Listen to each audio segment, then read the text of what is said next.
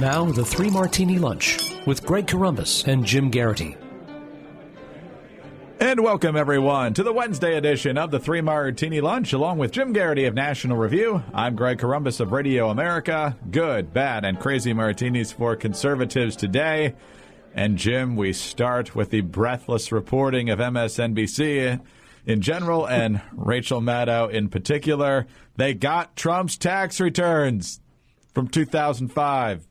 2 pages worth. So they kind of ratcheted down the expectations game pretty effectively early on. And then finally, Rachel Maddow's show rolled around.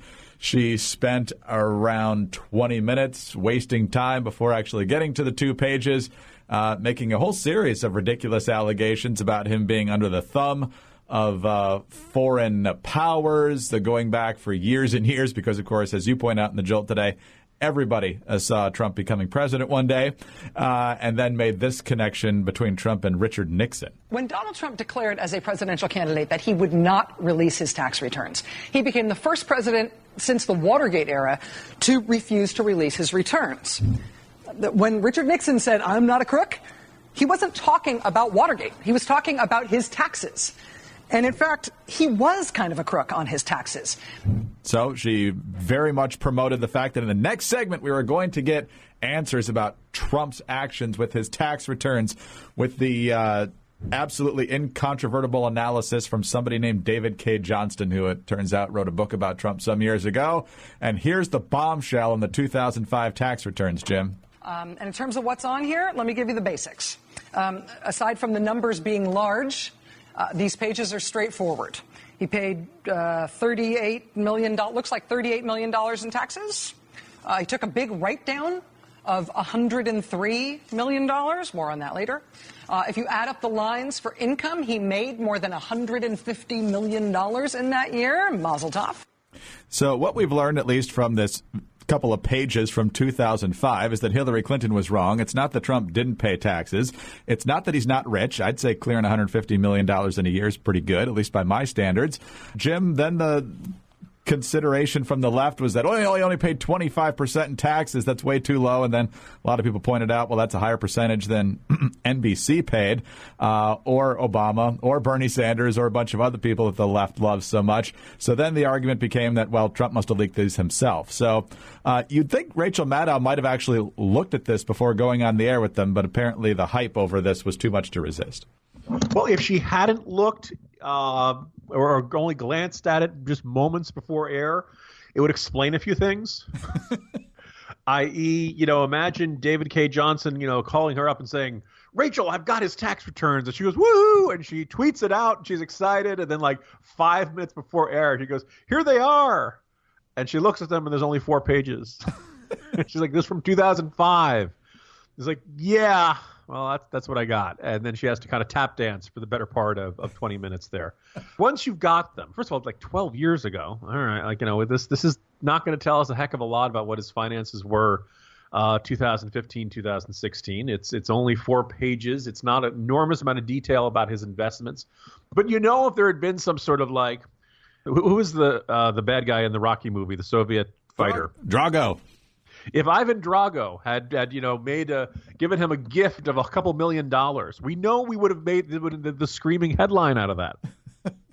Instead, the headline is, well, he made a couple hundred and he paid, $40 million in tax. Well, okay, that all sounds really kind of normal for this. And we were told that this was the Rosetta Stone of the vast Trump criminal enterprise, right? That this was going to be tell us a lot about him. Now, here's the thing. When we in the press like to see a president's tax returns, it's not usually because we expect to find some sort of unbelievable smoking gun of criminal activity. Sometimes you find something a little embarrassing, like Bill Clinton deducting his used underwear, deducting the cost of his charitable contributions of that.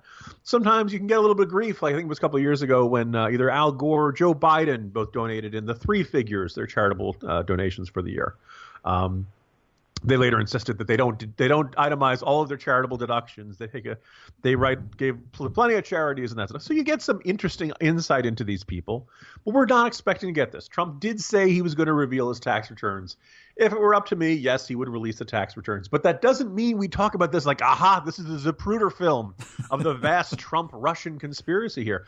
And for about 18 minutes last night, after Charlie Cook told me I had to watch this and I had to be ready to write about this at the corner if this was a big deal, by about minute 9 or 10, I'm like, okay, she hasn't told us anything telling us that there's really not that much of a big deal here. And it was, the Maddow presentation itself was not entertaining. The gradual recognition on Twitter that she didn't have anything particularly interesting was kind of entertaining. I went back and I looked, Greg. Did you know that when Geraldo Rivera opened up Al Capone's vault, it was actually the highest rated syndicated program of all time? Oh, the hype was phenomenal. I remember that. Right? Yeah. 30 million people. That's a really considerable audience for that. I don't know. I doubt MSNBC ratings were anywhere within like 1/10 of that. But, for 2 hours, everyone's like, ooh, we got to watch Rachel Maddow. Got to watch Rachel Maddow.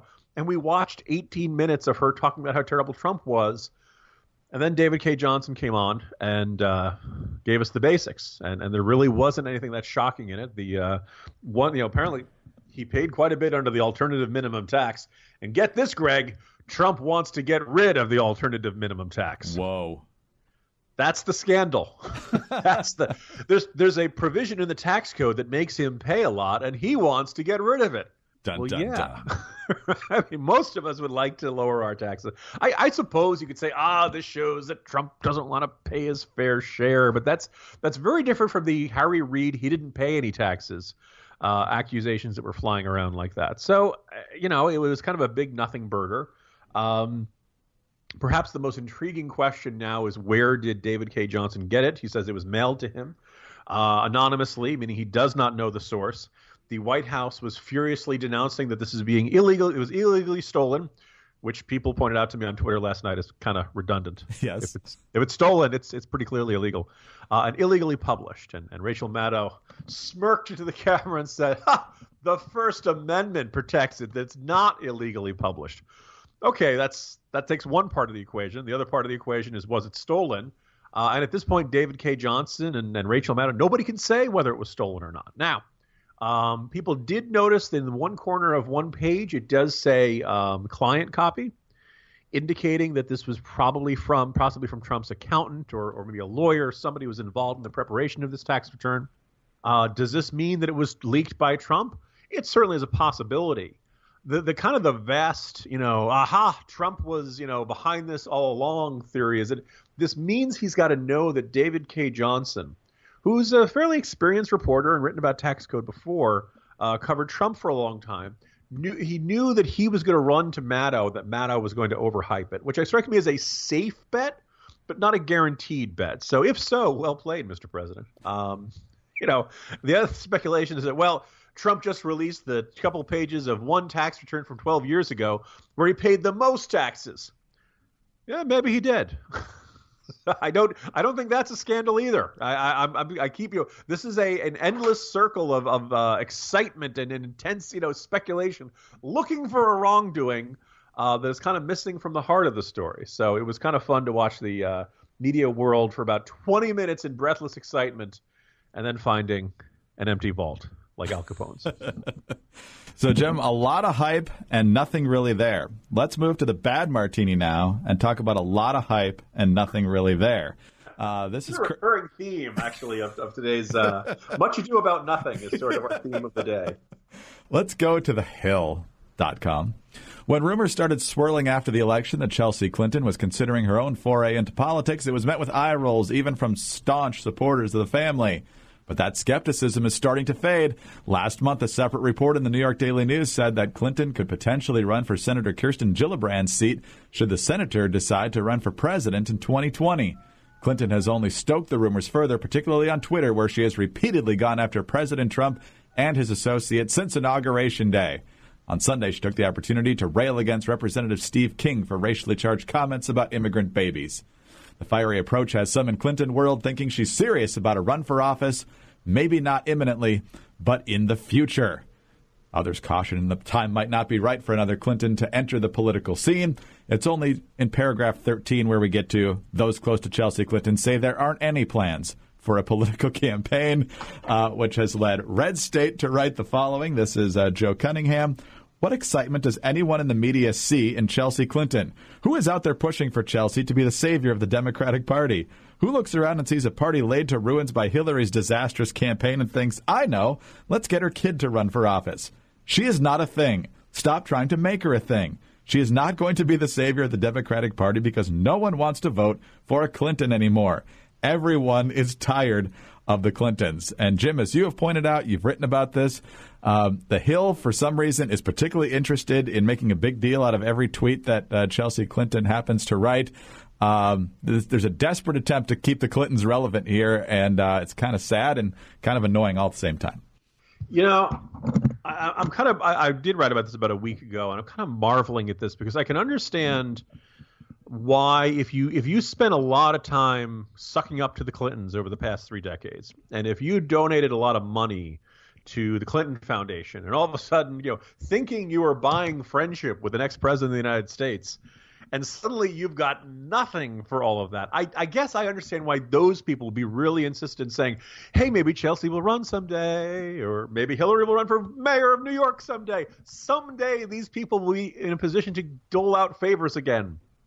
And then our generosity and our efforts to cajole them and to win over their friendship, it will pay off. Maybe that will happen. I understand the motivation there. Who at the Hill has this just hearts and flowers obsession with Chelsea Clinton? I cannot get my head around this, because almost all of these headlines, Greg, are basically Chelsea Clinton tweeted something, and it was critical of the Trump administration. Big surprise, yeah. Right? Wait, what else did we think? And also, this, if Chelsea Clinton had, launched this new giant campaign against the immigration orders, or if she was going to chain herself to the location where they're supposed to build a wall in the southern. If she's actually doing something, if there's actual physical action involved in this, if she's putting together a network of Democratic donors or something, okay, then maybe she's doing something. She's tweeting. Lots of people in this world tweet, right? It's including the president of the United States. This by itself, her tweeting that Steve King stinks or Donald Trump stinks. I don't understand what makes this news, and I don't understand why the media is so breathless every time she does something like this. And for a long time, I was perfectly happy to let Chelsea Clinton go off and live her life and live happily. And we all remember her being kind of occasionally mocked during her father's presidency, and people said, hey, that's not fair. She doesn't have a choice in who her parents are. She deserves a normal childhood, a normal teen years. Whatever you think of Bill Clinton, whatever you think of Hillary Clinton, Chelsea Clinton hasn't done anything to you. Leave her alone. And that philosophy kind of made sense, but then Chelsea Clinton insisted upon stepping into the public arena, sometimes as a surrogate for her mom on the campaign trail. And then, of course, in her illustrious career as an NBC News correspondent. And then, I've been written about this for a couple of years now, Greg, that, she's the keynote speaker at South by Southwest. She's a provost at NYU. All of these awards and titles and honors just keep being tossed at her. And on the one hand, it must be nice if you're her. On the other hand, you'd like to see a little more self-awareness. Look, you didn't really earn that, right? People are sucking up to your mom and dad. That's what makes you special. Right? You haven't done anything without your father's money or your father's name or your mother's money, or at least the promise of your mother's future influence. And I remember it was, I think it was Marie Claire or Elle. There was some magazine that had her on the cover, and I was like, Chelsea Clinton's ready to, she's having her moment. And the whole thing that made her having her moment was that she was now going to be one of the directors of the Bill, Hillary, and Chelsea Clinton Foundation. Greg, what are the odds you get named a director at an organization named after you, huh? Whew. You think she knows somebody there? Biting the fingernails till that announcement came down, I'm sure. I mean, I just kept seeing profile after profile trying to persuade us that she was this amazing, extraordinary, inherently fascinating person, and she just isn't, right? There's just nothing that's all that's surprising about her, that she gets a lot of opportunities. Yes, because of who her mom and dad are. But you thought that the 2016 election might end this, but I think if anything, it's kind of added this new desperation to these profile pieces, and now she's embracing her Twitter sass and stuff. No, stop it. Stop it. I don't want to quote Mean Girls, but the phrase "stop trying to make Chelsea a thing" just completely fits it perfectly. This is not going to catch on. It's not going to be the hot new trend. Just let, Chelsea Clinton, you deserve a happy life far from the public eye, and go ahead and do that. But she refuses to do it, and a lot of people around the Clintons seemed absolutely determined that if they just try hard enough, we're all going to be fascinated with Chelsea. You know what? It's not going to happen. And poor Neon Taster on the Twitter is going to have to count every Hill story for the rest of the year, and it'll probably hit 3 digits by like midsummer. All right, let's move on to the crazy Martini now, because that wasn't crazy enough. This is from Politico. Donald Trump is only in his second month in the White House, but already one Democrat is polling his party's Iowa caucus goers ahead of a possible 2020 run for the presidency. Who do you think it is? The leadership pack of former Maryland Governor Martin O'Malley commissioned a public policy polling survey of the first-in-the-nation caucus state earlier this month, according to a copy of the results obtained by Politico. The poll, which shows O'Malley at 18% of Democratic caucus goers in a field of 9 potential candidates if the contest were held today, also asked the Iowans about New Jersey Senator Cory Booker, former Housing Secretary Julian Castro, New York Governor Andrew Cuomo, New York Senator Kirsten Gillibrand, California Senator Kamala Harris, Minnesota Senator Amy Klobuchar, Facebook COO Sheryl Sandberg, and Starbucks CEO Howard Schultz. For some reason, the poll did not include Elizabeth Warren, Sherrod Brown, or Bernie Sanders. So, Jim, don't include anybody who might actually win.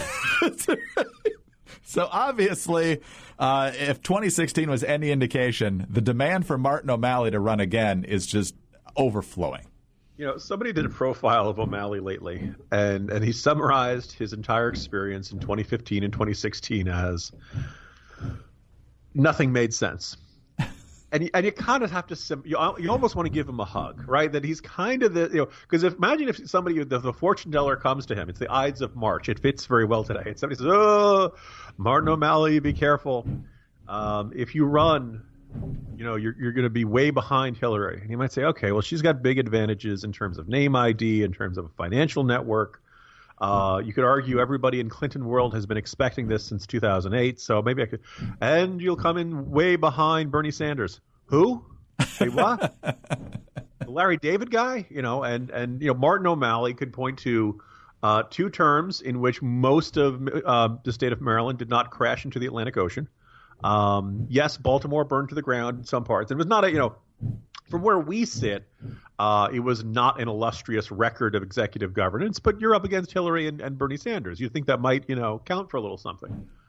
Obviously he flames out, doesn't do anything in the Iowa caucuses, barely nobody remembers him from the debate stage, is afraid to really take a punch at either one of his big rivals. And when you're a distant third, you really can't gain traction by not attacking either one of the people ahead of you. So you kind of recognize, but here's so you're Martin O'Malley. You have 2 terms as governor, as mayor of Baltimore, where things are maybe sort of kind of getting better. You have 2 terms as governor of Maryland. Your designated successor loses to Republican Larry Hogan in the 2014 midterms. Larry Hogan is currently, I believe, the most popular Republican governor in the entire country. Now, some of this is because he survived cancer and is a very nice guy. He's not terribly pro-Trump. He's not a bomb thrower. Larry Hogan is kind of the big, lovable, huggable teddy bear of Republican governors. But it looks like he's got a very good shot. So what is Martin O'Malley supposed to do with his life right now? I mean, there's kind of been this natural stepping stone, mayor, governor, president. And when you get so completely cut off at the knees in your effort at presidency, like the only thing he can think of is to try again. And my sneaking suspicion, I'm sorry, Governor O'Malley, it's not really going to – there's no reason to think that things are going to dramatically change in the way people see you 3 or 4 years from now. If anything, I think Democrats are going to be tempted to further – it's not that shocking that he puts in Schultz and Mayor in there and CEOs. I think Democrats will be very tempted to run their own non-traditional candidate. You can hear the names being floated around: Oprah, Mark Zuckerberg, Will Smith, Denzel Washington, some Hollywood star. There'll be a lot of people saying, hey, wait a second. If Republicans looked outside of normal politics and managed to succeed, why would the Democrats do this? And so Martin O'Malley has this entire resume and skill set that suddenly doesn't have a value in presidential politics anymore. So as much as I really enjoy making fun of Martin O'Malley, and he's largely got this coming to him, I do want to hear this kind of thing. Kind of want to give him a hug. Like, Martin, let's talk about late career changes late in life. Let's find something else you can do with your life besides running for president. Because I understand you look at the Republican side, and there are a lot of guys who run every 4 years and stuff like that. But unless you want to reinvent yourself as a Pat Paulson joke candidate who runs every 4 years, you really need to find something else to do with your life. Trying to remember in my head how many times you metaphorically wanted to give Martin O'Malley a hug during the 2016 campaign, and it looks like we're off to an early start in 2020 as well. I know we should really dislike him, but there just seems something inherently sad about him. Martin O'Malley 2020. Just acknowledge him. He just wants you to know he's there. Jim? I exist. I exist, and so do you. It's a very, very existential philosophy type presidential campaign. It's a lot to fit on a bumper sticker, but he's got 4 years to figure it out. Jim, have a good one. Talk to you tomorrow. See you tomorrow, Greg. Jim Garrity of National Review. I'm Greg Corombos of Radio America. Thanks for being with us today. And be sure to tune in again on Thursday for the next 3 Martini Lunch.